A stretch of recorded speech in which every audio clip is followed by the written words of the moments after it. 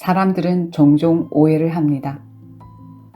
영성이라는 것은 세상을 떠나는 것, 모든 욕망을 다 버리는 것, 조용한 산속에서 물소리나 새소리를 들으며 명상하는 것이라고 말입니다.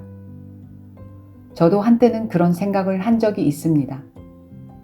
깊은 산속으로 들어가 몇 년간 돌을 닦았다며 부스스하고 긴 머리를 하고 나타난 깡마른 남자. 사찰에서 하루 종일 가부좌를 틀고 평생을 보내는 스님들의 삶이 이해가 되지 않았습니다. 게다가 그들의 삶이 그다지 행복해 보이지도 않았습니다.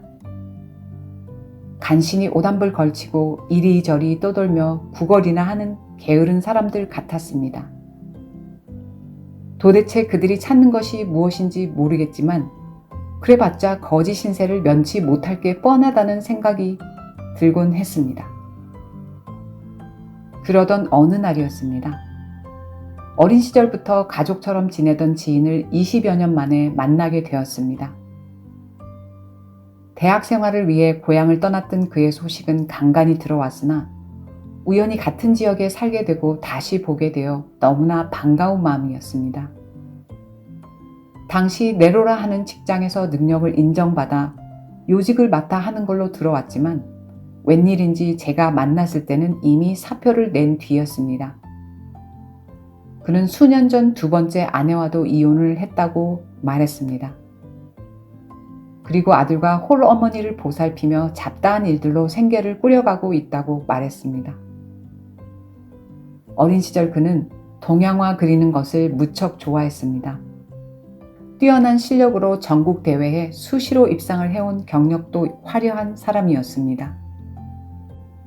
예상대로 그는 최고의 예술대학에 진학을 했고 그의 주변 사람들은 그가 장차 미술계의 한 획을 긋는 화가로 성장할 것을 기대해 마지 않았습니다. 하지만 그동안 들려온 소식으로는 대기업 입사, 네로라 하는 정치인의 막내딸과의 결혼, 고속 승진, 보통 사람들이 선망하는 삶으로의 전향이었습니다.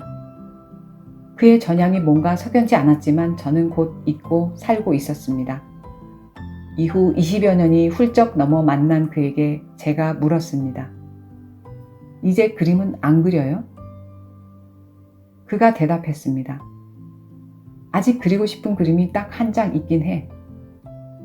그 순간 저는 정신이 번쩍 들었습니다. 마치 귀가 찢어질 듯 울부짖는 그의 영혼의 소리가 들리는 듯 했습니다. 예술가의 영혼을 지니고 태어난 그가 자신의 원래 모습으로부터 너무 멀어져 버린 것처럼 보였습니다. 탄탄대로처럼 펼쳐져 있던 현실의 달콤한 유혹에 발을 들여놓는 순간 배신감에 치를 떨던 그의 영혼의 울부짖음이 고스란히 느껴져 왔습니다. 그 소리는 그와 마주 앉아 있는 1시간 내내 들려왔습니다. 그날 저는 우리가 단지 뼈와 살과 뇌로만 작동하는 존재가 아니라는 걸 어렴풋이 알게 되었습니다. 자기 내면의 소리를 짓밟아 버린 채 살아간다면 현실에서마저 처절히 부서져 버리게 될 수도 있다는 사실도 깨닫게 되었죠. 알버트 아인슈타인은 그의 강연에서 이렇게 말했습니다. 우리가 경험할 수 있는 가장 아름다운 것은 바로 신비로움이다. 여기서 신비로움이란 단순히 미스테리한 것을 말하는 것이 아닙니다. 그건 우주의 깊은 질서와 존재의 신비에 대한 경외감을 의미합니다. 카를 구스타프 융은 영성에 대해 이렇게 이야기했습니다. 인간이 자기 내면의 중심과 연결되어 조화를 이룰 때 비로소 삶의 에너지가 하나로 모인다. 인간의 문제 대부분은 영적인 기반을 잃어버린 데서 온다. 동양의 사상가 노자는 말했습니다. 도를 깨달은 사람은 세상을 버리는 것이 아니라 세상 속에서 자연스럽게 행동하는 사람입니다. 즉, 영성은 현실과 분리된 것이 아니라 현실을 더 깊이 이해하는 지혜입니다. 이렇듯 우주과학도, 뇌과학을 깊이 있게 연구한 사람들도, 동서양을 아우르는 사상가들도 결국 한 지점에 도달합니다. 언어로는 설명이 안 되는 어떤 경이로운 지점입니다. 때로는 많은 사람들이 영성을 도피처로 사용합니다. 현실이 힘들 때 사람들은 말합니다. 나는 물질적인 것에는 관심이 없어. 모두가 허상이야. 라고 말함으로써 자신의 영성을 드높일 수 있다고 생각하는 사람도 많습니다. 하지만 이런 태도는 진짜 영성을 표현하는 것과 조금 거리가 있습니다.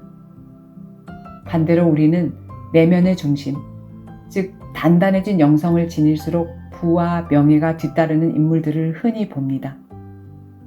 어느 영역에 있든 그들은 세상에 지대한 영향을 미칩니다.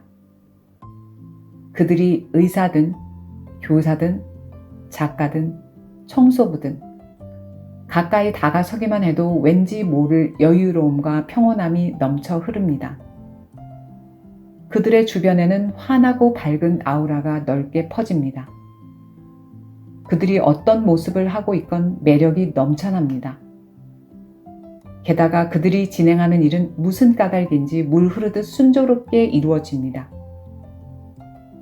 마이다스의 손처럼 어디서 무엇을 하든 성공을 만들어냅니다.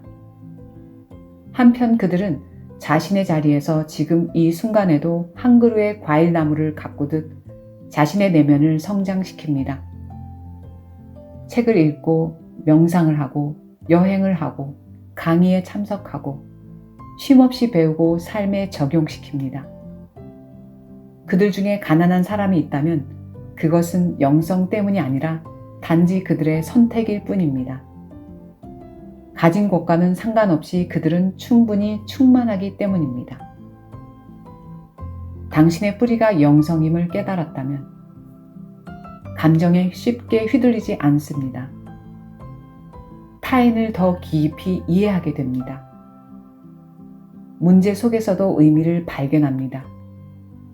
그리고 삶의 방향을 잃지 않습니다.